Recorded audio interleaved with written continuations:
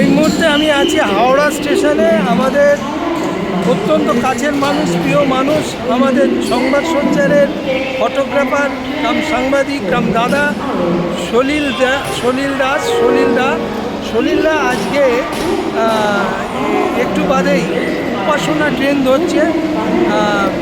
সলিলদা পঞ্চকেদার যাবে। পঞ্চকেদার আপনারা জানেন, মানে অনেকগুলো দুর্গম রাস্তা পার হয়ে এখানে পৌঁছতে হবে। সেই জায়গায় সলিলদার প্রায় 72 বছর বয়স, 70 ঊর্ধ্ব বয়স, একা যাচ্ছে, তার সাথে অন্য কোনো মানুষ নেই। আমরা তার এই যাত্রার পথে তার শুভ কামনা করব, সলিলদা ভালোভাবে ঘুরে আসুক। কিন্তু কয়েকটা বিষয় সলিলদার কাছে একটু প্রশ্ন রাখবো। হঠাৎ কেন এইরকম একটা দুর্গম পথে যাত্রার এই সিদ্ধান্ত সলিলদা নিল ঠিক পুজোর আগেই? আজকে 6 তারিখ, একটু বাদেই ট্রেন ছাড়বে। সলিলদা প্রায় 20 দিনের এই ট্যুরে যাচ্ছে। দাদা, তুমি কেন আজকে হঠাৎ এই সিদ্ধান্ত নিলে? সিদ্ধান্ত নিলাম, জাস্টিস জাস্টিস জাস্টিস ছাড়া ওয়েস্ট বেঙ্গলের আকাশে বাতাসে শুধু জাস্টিস জাস্টিস। সেই জাস্টিসটা যাতে শুনতে না হয়, আর বিরক্তও লাগছে যে কিসের জাস্টিস, কে দেবে জাস্টিস?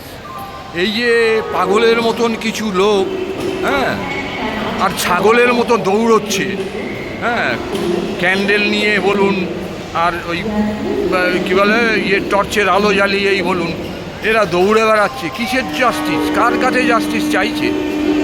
জাস্টিস তো এখন সুপ্রিম কোর্ট দেবে, হাইকোর্ট দেবে। তো এইসব কথা বলতে বলতে একটা শুধু কথাই মনে পড়ে। বহু বছরদের একটা পোস্টার পড়েছিল, হ্যাঁ, সেটা নকশাল, যদিও গালাগালিটা দিয়েই বলতে হবে, নাহলে পরে জিনিসটা ঠিক মানাবে না। তাতে ওইটা বলে ওই লাস্ট ওই দিকের ওই পোস্টারটা পড়েছিল যে বোকাচোদা জনগণ চলল তোদের, চললাম বৃন্দাবন, রইল তোদের নির্বাচন।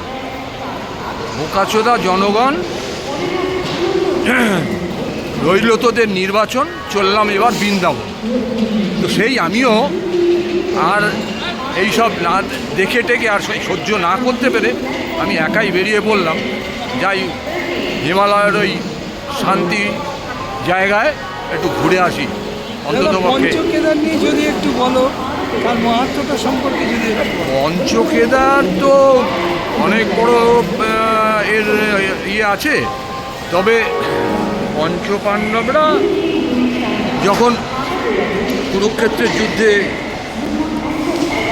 প্রচুর তাদের আত্মীয় স্বজনদের মেরেছিল, তো তাতে তাদের হঠাৎ অনুশোচনা হয়েছিল যে না, আমরা স্বর্গে যেতে পারবো না, স্বর্গে আমাদের যাওয়ার কোনো অনুমতি নেই। তাই শিবের কাছে তারা ক্ষমা চাইতে গিয়েছিল। তো এই করতে করতে শিবকে খুঁজতে নানা জায়গায় খুঁজতে আলটিমেটলি কেদারে গিয়ে খুঁজে পায় মহিষের বেশে। তো ভীম তখন ওই মহিষের ল্যাজ ধরে, শিব তখন মানে মাটিতে ঢুকে যাচ্ছিল, তো শিব তখন তার ল্যাজ ধরে টেনে রেখে দেয়। তাই ওই জায়গায় হচ্ছে কেদার, আর চারদিকে আর 4টে কেদার, অ্যাকচুয়ালি 6টা কেদার, হ্যাঁ, কিন্তু এখানে সবাই পঞ্চকেদার বলেই জানে। কিন্তু পঞ্চকেদারের এক একটা জায়গায় এক একটা শিবের নাভি এক জায়গায়, এরকমভাবে বিভিন্ন জায়গায় রাস্তাটা কীরকম যদি একটু বলো।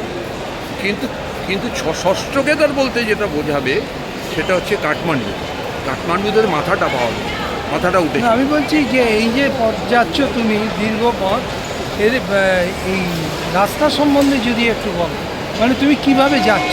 আমি তো বিভিন্নভাবে, যেখান থেকে তো তুমি উপাসনা ট্রেনে যাচ্ছ, তারপরে আমি বাসে নামবে হরিদ্বার।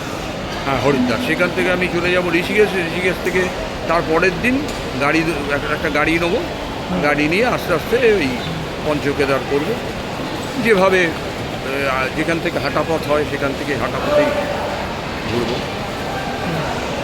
কতদিনের ট্যুর করছো এটা? 20-22 দিন তো আছেই।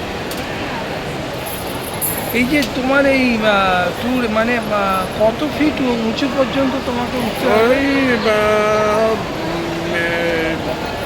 12-13 মতনই আছে। 12-13 হাজার ফিট। ভাবুন একবার, 70-72 বছর বয়সের একজন মানুষ 12-13 হাজার ফিট ওপরে তিনি সাওয়ার করতে যাচ্ছেন। বর্তমান রাজ্যের পরিস্থিতি তাকে এতই বীতশ্রদ্ধ করে তুলেছে যে তিনি হাঁপ ছেড়ে বাঁচতে ওই দুর্গম পথের উদ্দেশ্যে যাওয়ার মানে যাত্রা শুরু করেছে।